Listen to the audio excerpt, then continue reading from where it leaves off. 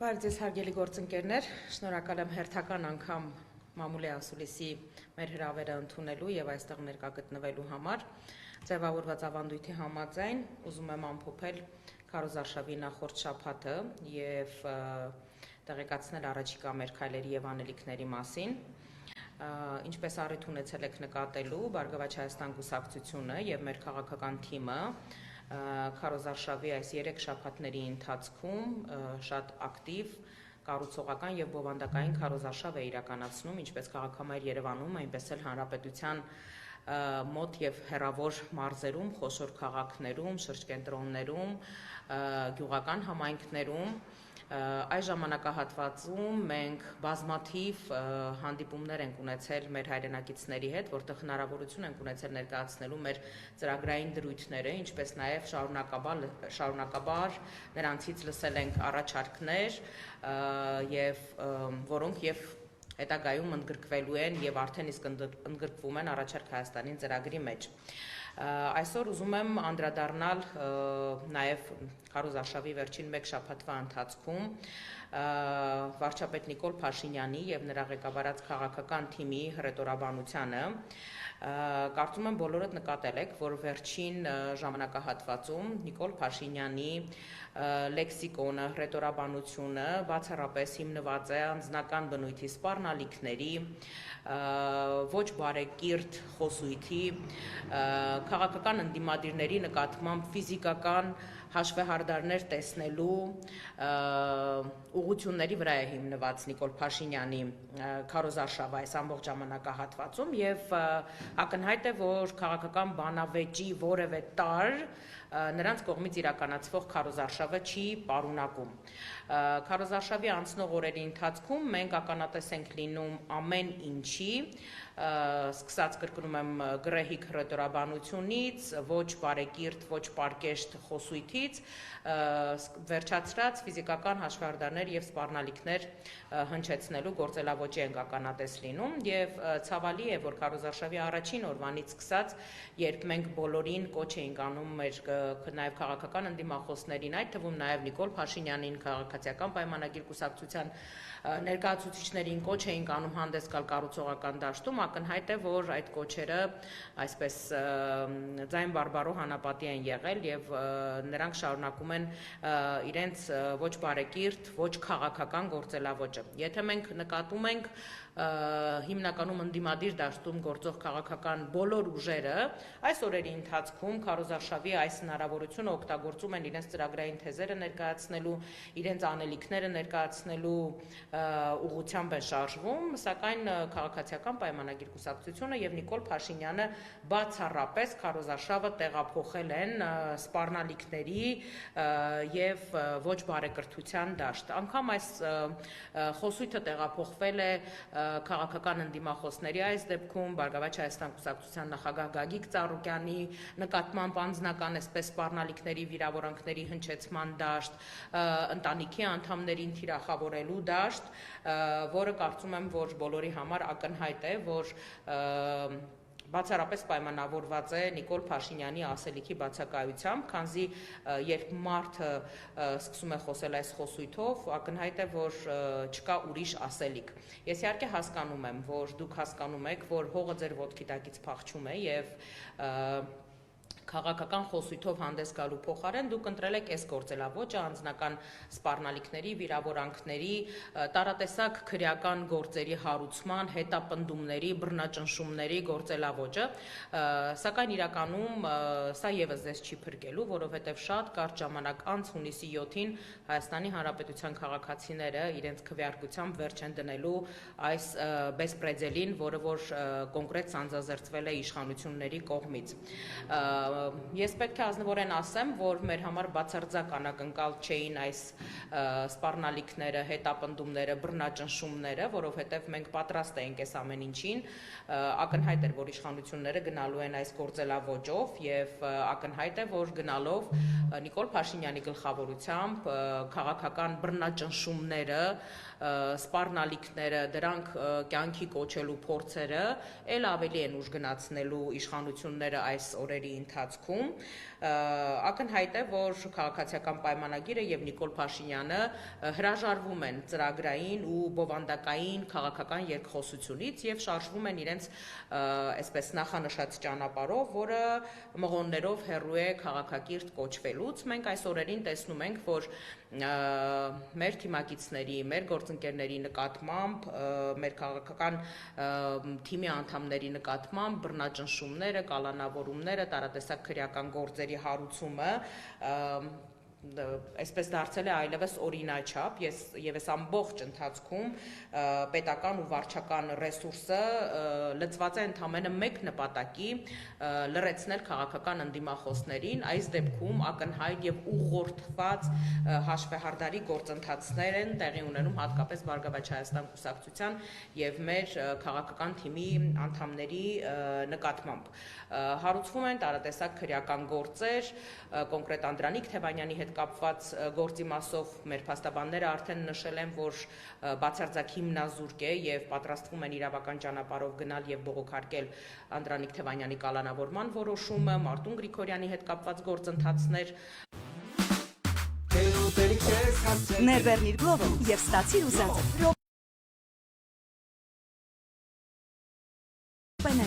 Դրանքով ես ուղղակի ուզում եմ կոչով դիմել նույն հակակոռուպցիոն կոմիտեին, որը այսպես սարսափազդու ձայնով հոլովակներ է հրապարակում այդ այսպես չակերտավոր ընտրակաշարքների բաժանման գործընթացի հետ կապված։ Ես իրականում ուզում եմ հասկանամ, հավկուրությունը դա ախտորոշում է, թե որևէ այլ դրսևորում։ Ես ուղղակի ուզում եմ հասկանալ, երբ իշխանությունը օգտագործելով ամբողջ վարչական ռեսուրսը թե քարոզարշավի ընթացքում, թե քարոզարշավին նախորդող ժամանակահատվածում այսպես օրինական ընտրակաշարքի բաշխման գործընթացով է հանդես գալիս, ուր է նայում հակակոռուպցիոն կոմիտեն։ Ես առաջարկում եմ մի գործ հարուցել իշխանությունների եւ մասնավորապես Նիկոլ Փաշինյանի նկատմամբ, որովհետեւ նույն քարոզարշավին նախորդող ժամանակահատվածում թոշակների բարձրացումը, պետական համակարգում աշխատողներին տրվող անասելի մեծ պարգևավճարները, ինչ են դրանք, եթե ոչ օրինական ընտրակաշարքի դրսևորումներ, որոնց վերաբերյալ փաստերը բազմաթիվ են, կամ օրինակ տարատեսակ խոսակցությունները այն մասին, որ ընտրական գործընթացների վրա ազդեցություն ունեցող մարդկանց այսպես աստղաբաշխական աշխատավարձերով հեծում աշխատանքի տեղավորելը, ինչ է սա, եթե ոչ ընտրակաշարք։ Կոնկրետ բազմաթիվ են խոսակցությունները, որ հեծում հնարավոր ու անհնարին հաստիկներ այլևս չեն մնացել, որտեղ որ տարատեսակ թաղային հեղինակություններ եւ ընտրական գործընթացի վրա ազդեցություն ունեցող մարդիկ աշխատանքի են տեղավորվել, ընդհուպ ավտոտնակի վարիչի տեղակալի խորհրդական նմանատիպ հաստիկներ են ստեղծվում եւ աստղաբաշխական աշխատավարձերով մարդկանց աշխատանքի են տեղավորում։ Ուզում եմ հակակոռուպցիոն կոմիտեի, կրկնում եմ, սարսափազդու ձայնով հաղորդագրություններ տարածող մարդկանց ուշադրությունը հրավիրել այս փաստի վրա։ Մենք բնականաբար շարունակելու ենք մեր կառուցողական գործելավոճը, որևէ կերպ չենք շեղվելու մեր նախանշած ճանապարհից եւ ուղուց, որովհետեւ կրկնում եմ, որ մեր համար սկզբունքային է մեր հայրենակիցներին հասցնել, տեղ հասցնել մեր դիրքորոշումը, մեր քաղաքական տեսակետը, թե երկիրը զարգացնելու ինչ տեսլականով ենք մենք մասնակցում այս քարոզարշավին։ Բոլոր հնարավոր եւ անհնարին մեթոդներով իշխանությունները այս օրերին հատելով բոլոր թույլատրելի, բարոյական, քաղաքական, այսպես սահմանագծերը այլանդակ քարոզարշավ են իրականացնում։ Ես ցավով եմ սա արձանագրում, որովհետև ինձ համար բացարձակ անընդունելի է այս գործելավոճը, երբ քաղաքական ընդդիմախոսների հետ խոսում են այս լեքսիկոնով, այս տերմինաբանությամբ, սպառնալիքների, ֆիզիկական հաշվեհարդարների լեզվով։ Բազմիցս ասել եմ, եթե մենք չենք արձագանքում այս լեքսիկոնով ու այս խոսույթով, դա չի նշանակում, որ չենք կարող։ Պարզապես այստեղ մակարդակի, դաստիարակության կամ ինչպես Գագիկ Ծառուկյանն է ասում, կլասի հարց կա։ Մենք այդ կլասը չենք գցելու, ասել ենք եւ շարունակում ենք պնդել։ Եվ որքան էլ որ շարունակվեն տարատեսակ անհավասարակշիռ դրսևորումները, այսպես սպառնալիքների թափը ուժ գնանա, հարուցվող քրեական գործերի քանակը կամ այլ տեսակի բռնաճնշումները, մենք մեր ճանապարհից չենք շեղվելու։ Ես իհարկե հասկանում եմ, որ մեր այս հավասարակշիռ պահվածքը ազդում է մարդկանց վրա եւ նրանք հանդես են գալիս անհավասարակշիռ, բացարձակ անհավասարակշիռ պահվածքով, սակայն կրկնում եմ, որ մեր համար կյանքը չի սահմանափակվում հունիսի 7-ով։ Հունիսի 7-ից հետո կյանք կա, հունիսի 7-ից հետո կյանքը շարունակվում է եւ իրականում մենք պահպանելու ենք մեր մակարդակը, մեր կլասը, իսկ բոլոր այն մարդիկ, քաղաքական ուժերը, կոնկրետ անձինք, ովքեր որ այս օրերին հանդես են գալիս այդ խոսույթով, իրոք զղջալու են իրենց այս խոսույթի համար։ Երբ խոսում եմ անընդունելի եւ անթույլատրելի քարոզարշավի մասին, ուզում եմ մատնանշել նաեւ նախորդին տեղի ունեցած մեկ դրվագի մասին, խոսքը մասնավորապես վերաբերում է հանրային հեռուստաընկերությամբ եթեր հեռարձակված մի տեսանյութի, որտեղ ծայրից ծայր վիրավորական լեքսիկոնով ու տերմինոլոգիայով անդրադարձ էր կատարված Բարգավաճ Հայաստան կուսակցության նախագահ Գագիկ Ծառուկյանին, դրա ընտանիքի անդամներին։ Ես շատ ցավում եմ, որ հանրային հեռուստաընկերությունը իրեն դրել է հայկական ժամանակի դուստր ձեռնարկության տեղ կամ Սիվիկի հոգեզավակի տեղ։ Իրապես ցավում եմ, որտեղ հանրային հեռուստաընկերությունը մեր բոլորի հարկերից սնվող լրատվամիջոց է եւ համենայն դեպս երբևէ ես դիտարկել եմ որպես պրոֆեսիոնալ լրատվություն մատուցող հեռուստաընկերություն։ Ցավում եմ այս մասով։ Այս մասով մենք գնալու ենք իրավական ճանապարհով եւ մեր փաստաբանների խումբը արդեն իսկ նախապատրաստում է դատական հայց կոնկրետ զրպարտանքի մասով գործ հարուցելու ճանապարհով ենք մենք գնալու։ Մեզ համար սա բացարձակ անթույլատրելի է։ Կրկնում եմ, որ այնուամենայնիվ մեր բոլոր քաղաքական ընտրապայքարին մասնակցող ուժերի կողմից բարբերաբար հնչում են տարատեսակ քննադատություններ այս կամ այն քաղաքական ուժի կամ գործիչի գործունեության վերաբերյալ, սակայն բացարձակ անընդունելի է, երբ այդ քննադատությունը հատում է բարեկրթության սահմանները։ Շատ վտանգավոր ճանապարհով է գնում իշխանությունը, գնում է սադրանքների ճանապարհով, գնում է ցնցումներ հրահրելու ճանապարհով, որը բացարձակ անընդունելի է եւ եթե սկզբնական փուլում այս ընտրություններում Նիկոլ Փաշինյանը փորձում էր իր ավանդական առաջնահերթություններով առաջ շարժվել, հիմա այլևս հասկանալի է, որ Նիկոլ Փաշինյանը որդեգրել է այսպես վախի մթնոլորտ, ատելության, անհանդուրժողականության մթնոլորտ գեներացնելու ճանապարհով։ Չի ստացվելու եւ ուզում եմ հավատացնել, որ մեր նախանշած ճանապարհից որևէ դեպքում մեր չշեղվելու որոշումը միանշանակ է։ Մենք շարունակելու ենք մեր ճանապարհով, ներկայացնելու ենք մեր ծրագրային դրույթները, մեր հայրենակիցներին ներկայացնելու ենք այն տեսլականը, որով որ մենք զարգացնելու ենք մեր երկիրը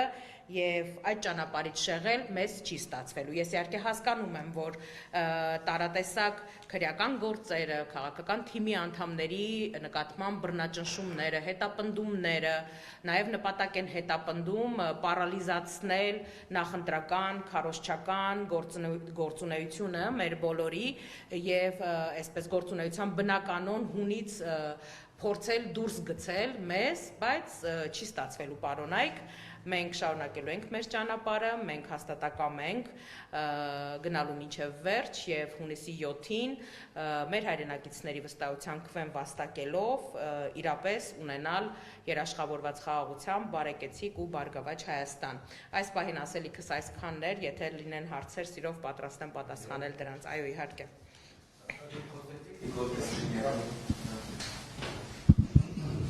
Դուք խոսեցիք Նիկոլ Փաշինյանի դրսևորած վարկագծի վերաբերյալ, հա, քարոզարշավի ընթացքում, որոնք գրանով ավելի են, հա, այսպես ասենք, ահագնանում, վերաբերում է ոչ միայն անձնական վիրավորանքներին, այլ նաև որոշակի գույքերը վերցնելու գործընթացներին, օրինակ ցեմենտի գործարանից հիմա անցում է կատարել Գագիկ Ծառուկյանի, ինչպես ինքն է ձևակերպել, Սարի գլխի տանը եւ ասում է, որ մինչեւ 2030 31 թվականը դա պետք է դառնա ծերերի խնամքի կենտրոն։ Ինչպես եք վերաբերում եւ ինչպիսին է նաեւ Գագիկ Ծառուկյանի արձագանքը այդ հնչող սպառնալիքներին։ Գագիկ Ծառուկյանի արձագանքը հետևյալն է, պարոն Ծառուկյանը այս բոլոր սպառնալիքներին արձագանքում է օլիմպիական հանդարտությամբ։ Տեսեք, ես անընդհատ այս իմ նախաբանի մեջ մի քանի անգամ օգտագործեցի, որ մեր համար սպասելի էր սպառնալիքների, այս շանտաժի, ֆիզիկական եւ քաղաքական հաշվեհարդարներ տեսնելու Նիկոլ Փաշինյանի գործելավոճը, բայց ինչպես նախորդին Գագիկ Ծառուկյանը նշել էր, որևէ դեպքում մենք չենք իջնելու այդ մակարդակին եւ չենք արձագանքելու նույն լեքսիկոնով։ Երբ Նիկոլ Փաշինյանը խոսում է Գագիկ Ծառուկյանի ընտանիքի անդամների մասին, զավակների մասին, Գագիկ Ծառուկյանը նրա ընտանիքի անդամներին եւ նրա զավակներին մաղթում է քաջ առողջություն եւ ասում է, որ որևէ դեպքում, որևէ հանգամանքում չի իջնելու այդ մակարդակին, չի գցելու իր կլասը եւ չի արձագանքելու այդ լեքսիկոնին։ Ինչ վերաբերվում է Նիկոլ Փաշինյանի մինչև 31 թվականը Գագիկ Ծառուկյանի տունը խլելու սպառնալիքներին, նախորդին պարոն Ծառուկյանը հակընդդեմ առաջարկով է հանդես եկել, ինչի սպասել մինչև 2031 թվականը, եթե կարելի է օրինակ հենց այսօր վերցնել կառավարական ամառանոցը, բազմահեկտարանոց եւ նվիրել պատերազմում վիրավորում ստացած մեր հերոսներին վերականգնողական կենտրոն սարքելու նպատակով։ Գիտեք, տարիների ընթացքում մենք բազմաթիվ անգամներ ականատես ենք եղել Նիկոլ Փաշինյանի սատկացնելու, պատերին ծեփելու, ասֆալտին փռելու վերաբերյալ հայտարարություններին, ականատես ենք եղել տարատեսակ քրեական գործերի, կալանավորումների, նույն Գագիկ Ծառուկյանի նկատմամբ սանձազերծված քաղաքական հետապնդման գործընթացի, ընտրակաշառքի գործով կալանավորման, ինչ տեղի ունեցավ տարիներ անց։ Գագիկ Ծառուկյանը արդարացվեց։ Գագիկ Ծառուկյանը այդ մեղադրանքներով հարուցված քրեական գործի շրջանակներում արդարացվեց։ Որևէ մեկը ներողություն չխնդրեց Գագիկ Ծառուկյանին տարիների այս դատական քաշքշուկների, կալանավորման եւ մնացած բոլոր տեսակի հիմնազուրկ եւ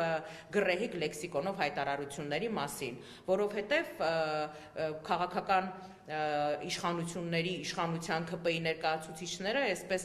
բացառիկ քաջություն ձեռք են բերում այն ժամանակ, երբ որ ինչ-որ նման գործընթացներ են սկսում են աչ ու ձախ հայտարարություններով հանդես գալ, հետո երբ որ այդ ամեն ինչը հերքվում է, բնականաբար որևէ մեկը ներողություն չի խնդրում դրանից, այդ մասով։ Մենք բնականաբար չենք էլ ակնկալում, որտեղ դա եւս դաստիարակության եւ բարեկրթության մասին է խոսում, որից նրանք մղոններով հեռու են, բայց այնուամենայնիվ կրկնում եմ հերթական անգամ, մեր համար որևէ սարսափելի գործընթաց տեղի չի ունենում։ Ես իհարկե հասկանում եմ, որ նույն Արարատ ցեմենտը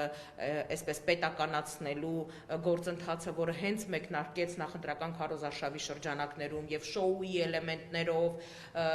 արձակուրդում գտնվող վարչապետը քարոզարշավի ընթացքում հստակ հանձնարարական է տալիս իրավապահ ու պատկան մարմիններին, դրանից նոր օրեր անց ինչ որ գործ է հարուցվում, նույնը տեղի ունեցավ նաեւ Անդրանիկ Թևանյանի հետ կապված քրեական գործի շրջանակներում։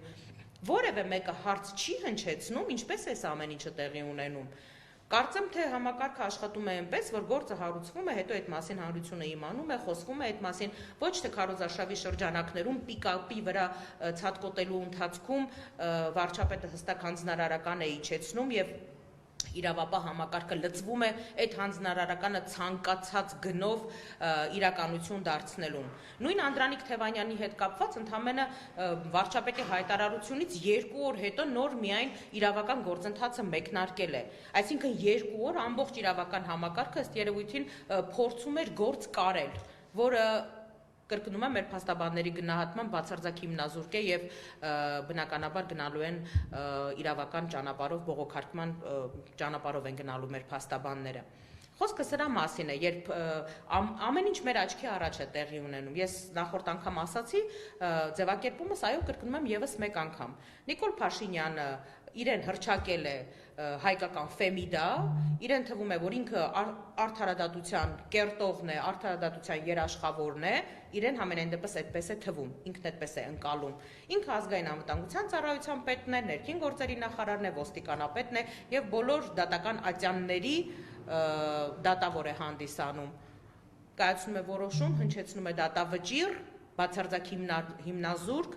ոտնահարելով անմեղության կանխավարկածի հետ կապված բոլոր դրսևորումները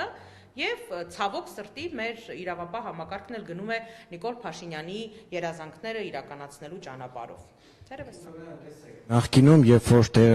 ընդունված է ասել, որ Սերժի ժամանակ դուք եղել եք այդ ժամանակ խորհրդարանի падգամավոր եւ քարոզարշավների ընթացքում, երբ որ նմանատիպ դրվագներից ոչ պակաս, լինում էին միջազգային կառույցները, տեղական դիտորդները շատ ուղիղ արձագանքում էին, կոչ էին անում իշխանությանը բարեկրթության սահմաններում իրականացնել քարոզարշավը, բայց հիմա մենք տեսնում ենք, որ նաեւ ոչ միջազգային կառույցների կողմից, ոչ տեղական դիտորդների կողմից չկա համարժեք արձագանք օրվա իշխանության, որտեղ գրած քաղաքականությանը, նաև այդ նույն այդ գնահատականների մարդկանց չկա դատարանի կողմից կայացված որոշում, բայց արդեն լրտես, դավաճան եւ այլ ձևակերպումներ են տալիս։ Ձեր կարծիքով ինչ է փոխվել այս առումով։ Ես կարող եմ ասել, որ համենայն դեպս բոլոր միջազգային կառույցների դիտորդների հետ հանդիպումների շրջանակներում մենք ներկայացնում ենք բոլոր այն իրավախախտումները, բոլոր հարթություններում տեղի ունեցող իրավախախտումները, որոնք որ արձանագրում ենք, սկսած քարոզարշավի առաջին իսկ օրվանից առիթ ունեցել եմ ասելու, որ մեր բազմաթիվ թիմակիցներ եւ նաեւ падգամավորության տեխնացուներ ապօրինի կերպով հեռացվել են աշխատանքներից, այդ թվում Չարեն Ցավանի փոխքաղաքապետը, Ախուրյանի համայնքապետի տեղակալը, որոնք մեր ցուցակով падգամավորության տեխնացուներ են եւ դրանից հետո հաջորդած այս բոլոր բռնաճնշումների գործընթացի հետ կապված տեղեկատվությունը բնականաբար միջազգային կառույցների եւ դիտորդներին փոխանցվում է, որովհետեւ եթե մենք խոսում ենք արդարության, ժողովրդավարության մասին, բնական է, որ ակնկալում ենք, որ պետք է լինի համարժեք արձագանք եւ պատասխան։ Զեկույցները մեզ վստահեցրել են, որ նախապատրաստման փուլերում են, այսինքն ըստ ժամանակացույցի հրապարակման ենթակա են, սպասենք, տեսնենք, եթե այդ զեկույցներում արձանագրված չլինեն են բոլոր ընտրախախտումները, որոնց մասին մենք եւ հրապարակային եւ մասնավոր զրույցներում բարձրաձայնում ենք, բնական է, որ մենք կանենք մեր հետևությունները, սակայն բազմաթիվ անգամներ, այդ թվում եւ հարցազրույցներում եւ Facebook-յան գրառումներում մենք բազմիցս դիմել ենք միջազգային դիտորդներին, կառույցներին ուշադրությունը հրավիրելով բոլոր տեսակի իրավախախտումների եւ սպառնալիքների եւ այս գործընթացների վրա եւ ակնկալել ենք նրանց դիրքորոշումը, մասնավորապես նշելով, որ եթե այս ակնհայտ ու ցայտուն խայտառակ իրավունքների ոտնահարման գործընթացը չեն տեսնում այդ կառույցները եւ այդ դիտորդները, ուրեմն նրանք չեն տեսնում ոչինչ եւ ակնհայտ է, թե ում կողմից են այսպես հովանավորվում եւ սնվում, եթե չլինի համարժեք իրավական գնահատական բոլոր այդ կառույցների կողմից։ Ի սկզբանե դուք տեսնում եք այստեղ արդար մրցակցություն, հաշվի առնելով նաև այն, որ նույն միջազգային դերակատարների կողմից Նիկոլ Փաշինյանը ակնհայտ հովանավորչություն ունի, նաև այցերի տեսքով, եթե տեսնեք, հիմա էլ Ռուբիոն է գալիս Հայաստան, սա արդեն իսկ չի նշանակում, որ կոնկրետ այդ դիրքորոշում ունեն եւ իրենց աչքը նաև միջազգային դիտորդները փակելու են այս ամեն ինչի վրա եւ լեգիտիմության հարց ընտրությունների արդյոք չի առաջանում, հաշվի առնելով նաև այն վախի մթնոլորտը, որը ձևավորված է արդեն իսկ հաշվի առնելով այդ քաղաքական հետապնդման հետ կապված իրավիճակը, ինչպես նաև վարչական ռեսուրսի կիրառման։ Սկսեմ ամենավերջից, որտեվ խոսքիս մեջ արդեն իսկ նշեցի, որ ակնհայտ է, որ վարչական ռեսուրսի կիրառումը դա այսպես դրսևորվում է բոլոր հնարավոր հարթակներով, պետական համակարգի աշխատակիցների վրա ազդեցություն գործադրելով եւ մնացած հանրային նաեւ այսպես դաշտերում այդ ազդեցությունը օգտագործելով, բնական է եւ ակնհայտ մեկ տարվա անգործությունը կամ երկու տարվա անգործությունը բնականաբար այս նախընտրական քարոզարշավի մեկ ամսվա ընթացքում իշխանությունները փորձում են օգտագործել մաքսիմումով, այսինքն տարատեսակ պաշտոնական անձանց այցելություններ, տարատեսակ միջոցառումներ, տարատեսակ շքերթներ, ռազմական ներուժի ցուցադրություն, բոլորը շատ լավ դա հասկանում են, որ այս ամենը քարոզչական հնարքներ են, այսպես ժողովրդին ակնահաճո տեսարաններ ապահովելու համար, ցույց տալու համար, որ իրենք այո իրենցից ինչ որ մի բան ներկայացնում են, սակայն ես ուզում եմ հավատալ եւ հավատում եմ, որ մեր հայրենակիցները ունեն բավականաչափ քաղաքական գրագիտություն եւ հասկանում են, թե ինչ է տեղի ունենում եւ այս քարոզչական հնարքները չեն ընկալելու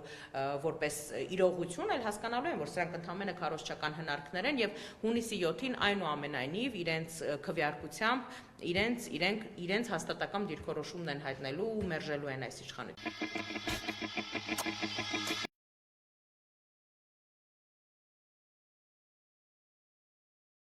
ասացի համար նախատեսված այցերը եւ մնացած բոլոր գործողությունները ես բացառապես տեղավորում եմ PR կոնցեպտի շրջանակներում, ընդհանրապես որպես քարոզչական հնարք, ցույց տալու միջազգային ընկալումը եւ այլն, բայց մենք բոլորս ենք տեսել, թե միջազգային հարթակներում Նիկոլ Փաշինյանի նկատմամբ ինչ դիրքորոշում կա, թե ինչ կարգավիճակում է ինքը գտնվում տարատեսակ պաշտոնական հանդիպումների ընթացքում եւ որքան էլ որ նույն այդ միջազգային հանդիպումների շրջանակներում Իլհամ Ալիևին աղերսում է իր հետ սուրճ խմել եւ այսպես շատ կամահարական վերաբերմունքի է արժանանում, մենք բոլորս այդ տեսարանները տեսել ենք եւ շատ լավ գիտենք, թե ինչպիսին է ընկալումը։ Միջազգային կառույցների կողմից ընկալումը երկրի նկատմամբ արտահայտվում է նրանով, որ քո երկրի տնտեսվարողները այս պահին սննկացման ռիսկի ու վտանգի առաջ չեն կանգնում։ Եվ բազմաթիվ տնտեսվարողների ապրանքներ այս պահին վտանգված են, իրացման խնդիր կա եւ մարդիկ սնանկացման եզրին են։ Սրանով է որոշվում նաեւ միջազգային ընկալումը, միջազգային գործընկերների հետ ընկալումը, թե չէ տարատեսակ սելֆիներն ու սրտիկները իրապես մեր երկրի արժեվ ծառացած տնտեսական, քաղաքական, անվտանգային խնդիրները չեն լուծում վստահաբար։ Դուք միասնական քայլերով դիմագրավել այս իրավիճակին, այդպիսի քննարկումներ կան, թե չկան, թե այսպես ամեն մեկը շարունակելու է քարոզարշավը իրականացնել։ Ես չեմ այս պահին միասնական դիրքորոշում հայտնելու, սակայն կարծում եմ, որ երբ կա կոնկրետ միասնական նպատակ, կա կոնկրետ ասելիք եւ այս դեպքում հակակշիռը շատ ակնհայտ է, այսինքն մի կողմից կա ատելության, անհամերաշխության, անհանդուրժողականության գեներացվող մթնոլորտ իշխանության կողմից եւ մյուս կողմից կա ընդդիմադիրների կողմից տարվող կառուցողական քարոզարշավ։ Ես երբեք չեմ առաջնորդվում այսպես կանխատեսումների